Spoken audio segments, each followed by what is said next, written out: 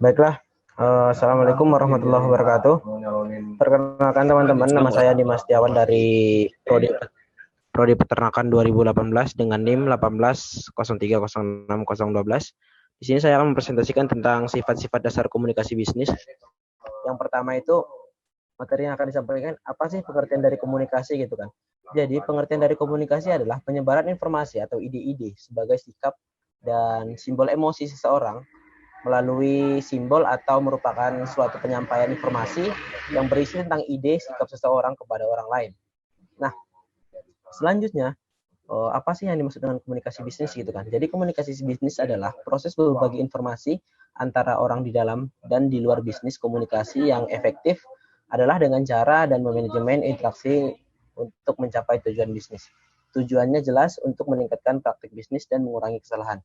Nah, di dalam komunikasi terdapat dua jenis komunikasi. Yang pertama adalah komunikasi verbal dan komunikasi non-verbal. Yang pertama, bentuk komunikasi verbal adalah bentuk komunikasi untuk menyampaikan kepada pihak secara tertulis. Contohnya dapat kita lihat bersama teman-teman melalui surat, melalui pesan, WA, dan lain sebagainya. Dan komunikasi non-verbal adalah komunikasi yang dapat dilakukan melalui mulut ke mulut, seperti ekspresi muka, terlihat seperti senang, sedih, dan sebagainya. Selanjutnya ada jenis-jenis komunikasi bisnis. Yang pertama adalah jenis komunikasi internal ke bawah. Yang kedua jenis komunikasi internal ke atas, komunikasi internal lateral, dan komunikasi eksternal. Untuk bab kedua teman-teman, yaitu memasuki judul proses komunikasi bisnis dengan yang pertama.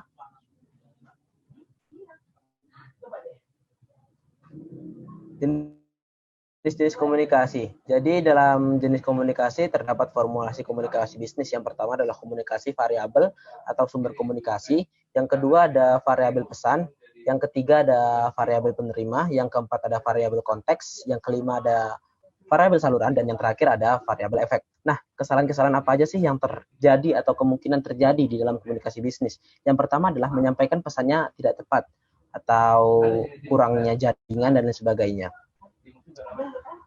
Yang kedua ada masalah pengiriman pesan, biasanya terkendala oleh jaringan dan lain sebagainya. Dan yang ketiga atau yang terakhir ada permasalahan mengenai pemaknaan pesan.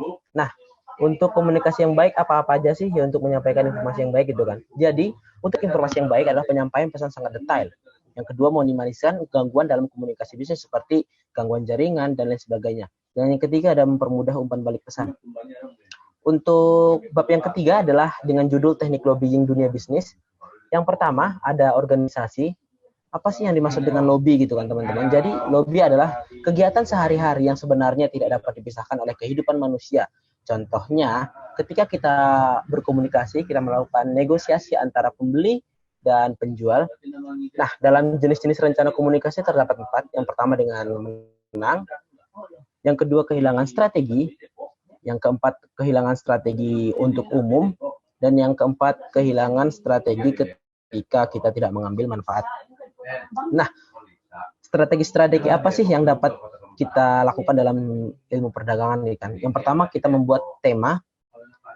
Yang kedua, ada nasihat ahli yang sering digunakan atau masukan-masukan kepada kita gitu kan.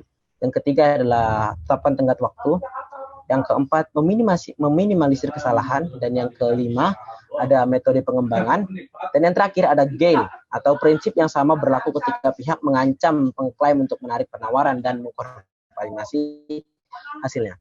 Yang terakhir, hambatan dan strategi melobi. Apa aja sih hambatan atau dukungan-dukungan ketika kita melakukan lobbying gitu kan. Yang pertama adalah keraguan isi pesan. Yang kedua, kurangnya terbiasa dengan informasi. Yang ketiga, kesulitan mengekspresikan gagasan atau ide. Dan yang keempat, ada pertentangan emosi. Strategi melobi atau hal-hal yang dapat berkaitan dengan bagaimana sih caranya agar melobi itu berhasil dengan baik gitu kan. Yang pertama adalah mempelajari isi pesan yang disampaikan. Yang kedua, menunjukkan delegasi.